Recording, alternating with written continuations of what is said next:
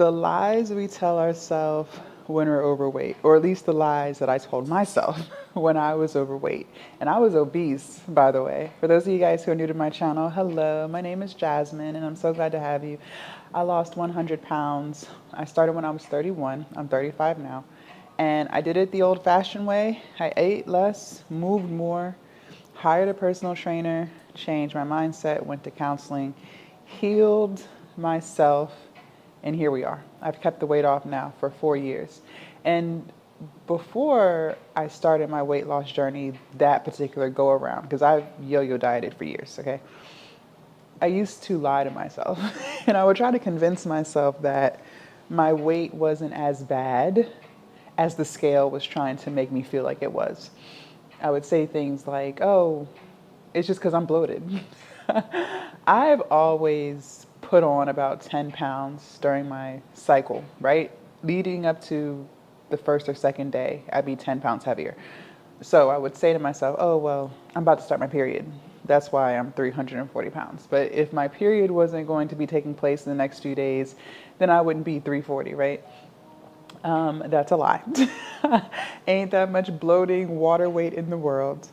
I was really 340 pounds and it was really that bad. I think a lot of times we lie to ourselves because we just want to feel better about the situation. I don't think anybody wants to wake up feeling bad about themselves. I don't think anyone wants to, feel like they're fat or, feel like they're ugly. No one wants to feel that way. So we will convince ourselves of things to avoid feeling like that. Because if you admit to yourself that your weight is really that bad, well, then now you're going to feel bad for yourself for even allowing yourself to get to that point in the first place. And that was something that I tried to avoid at all costs. So I would say things like, it's not that bad, right? And then on top of that too, I didn't take too many pictures next to smaller people. So back then, everyone that I spent time with, family and friends, was overweight or obese. So, as long as I wasn't the biggest person in the group, I felt like I wasn't that fat, right? But the minute you take a picture next to someone who is a healthy weight, right? They don't have a weight problem. Well, then now you see how big you really are. And so I would avoid taking group pictures. Something else too, I would only take pictures from certain angles. So I'm a pear shape. So I'm smaller up top, smaller waist, bigger hips, thighs, butt. That's how I've always carried my weight. So even though my stomach was still big, right, it was still more narrow than my hips. I carry a lot of weight in my lower half, including my lower stomach. So one thing that I would do is I would just not take pictures that were unflattering so that I didn't have to see the parts of me that I didn't like. And I was a content creator when I was 340 pounds. So I got really good at taking certain angles. I got really good at maneuvering my body in certain ways so that I appeared smaller than what I was. Another lie that I used to tell myself all the time when I was 340 pounds, and by the way, I'm 6'3", is, when you take clothes out of the dryer and things don't fit like how they were fitting maybe a week or two ago, I would try to convince myself that the reason this shirt feels snug today is because the dryer shrank it. The reason why these jeans feel snug right now is because the dryer shrank it. And yes, the dryer does make things just a tad bit tighter when you first put it on, but not significantly to the point where you can't half button your pants or, you can't even wear the t-shirt without it rising up. That has nothing to do with the dryer. That is specifically because you are putting on weight. And I didn't want to admit that to myself. I did not want to admit to myself that I was putting on weight, because then that would force me to realize that my eating is getting out of control. And I just couldn't handle it. Not back then. Absolutely not. Also, when you go to the doctor scale is like the real scale, and the scale that you have at home, it could be similar to what the doctor scale is saying, right? Or it could be 5 or 10 pounds off, right? Just depending.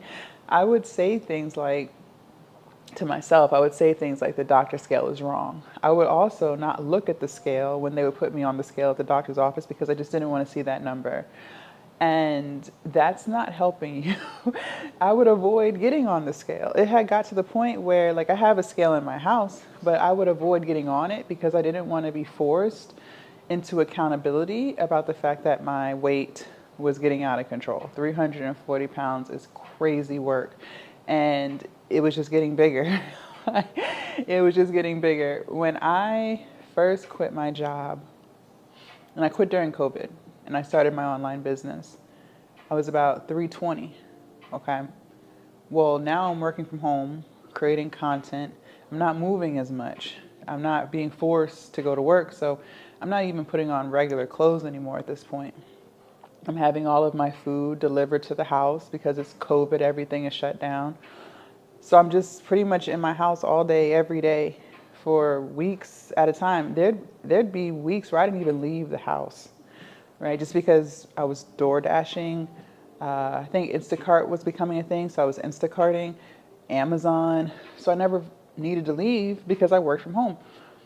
I had got on the scale maybe like 2 months after quitting my job, just to kind of see where I was at, because I was kind of ready, kind of ready to start losing weight, because I felt like I was getting bigger, right? I could feel it in my breathing. I could feel it in the way I was moving. I could kind of start to see it in my pictures and my videos for content. So I'm like, okay, let's be brave enough to get on the scale and see what's going on here so we can try to fix it.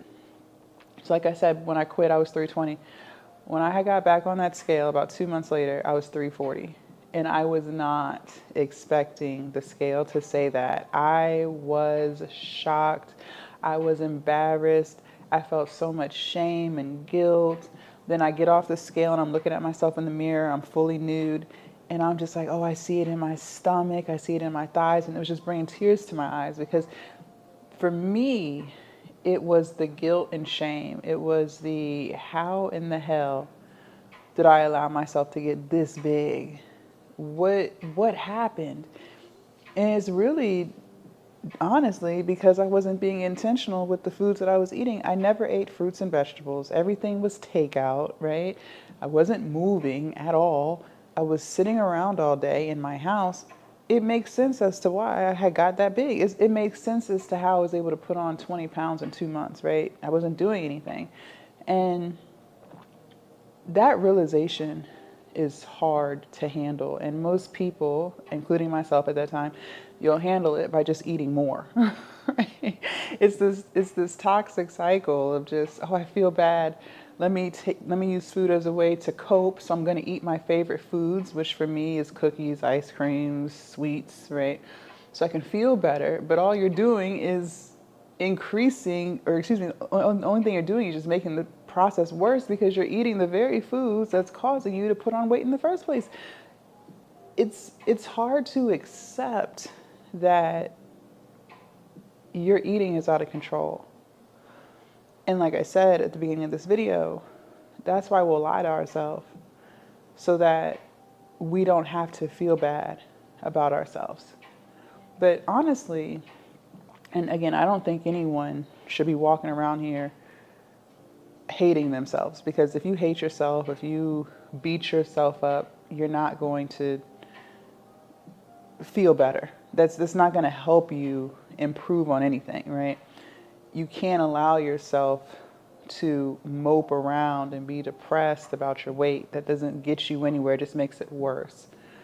But honestly, I do believe that during those times where you are faced with reality and you are forced to see the results of all of your poor eating decisions, it forces you to change. And sometimes you may not change at 300 pounds. Some people may not change at 200 pounds. Some people, they may have to get to 400 pounds. Maybe they have to get to 500 pounds. At some point, you need that, because that's what's going to be the driving force to get you to change, to get you to eat less and to move more, to get you to hire that personal trainer, sign up for that gym membership, Keep going even when you don't feel like it, because whatever that number is for you, that was your wake-up call. That was the rude awakening that you needed. That was the slap in the face that you needed to change.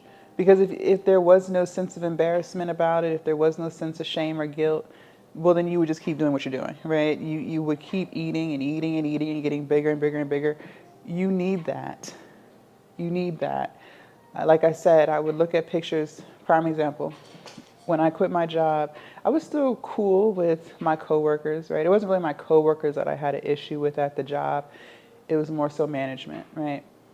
And so every so often, one of my coworkers or ex-coworkers at this point, she would plan like a happy hour for the department to go to after hours, right? After work hours, just to kind of hang out, keep in touch, see what everyone's up to. And then she had sent out a text and was like, hey, you guys, it's time to get up for a happy hour. What days are you guys available? Let's make something work. So I was excited. I was like, oh, yeah. At this point, I'm like maybe 8 months into entrepreneurship. So I haven't seen anyone from my department in like 8 months. So I'm excited, right? I don't really get out the house. Like I said, I'm working from home, so I don't get too much interaction with people. So I was really excited about this. So I'm like, oh, yeah, I'm free on these days or whatever. So everyone was texting back. It was in a group chat, and we had locked in a day, time, and location. So I'm so excited, I'm there mingling, talking to everybody, catching up with everybody. And then she's like, okay, you guys, we got to take a group picture. So I'm like, okay, because I feel good. I'm happy to see everyone. So she took several pictures and she posted them on Facebook. I never actually saw the pictures until they got posted, right? And then she tagged all of us in the pictures. When I tell you how shocked I was to see how big, I had on a dress, but I could see how much bigger I was than other people in my face. I could see it in my neck. I could see it in my arms. I could see it like in my chest area. I was like, oh shit. Like, this is bad. This is really bad. And that was another thing that I needed to kind of force myself into losing weight and getting healthier. But I used to lie to myself a lot. I think we all have at some point in time, but it's up to you to change it. It's up to you to accept reality and then ask yourself, okay, this is where I'm at. Now, what am I going to do about it? Leave a comment down below. Let me know your thoughts. I can't wait to read what you have to say. Also, make sure you subscribe to the channel and join the Patreon if you haven't already. The link is down below in my description, and I will see you guys in my next video. Bye.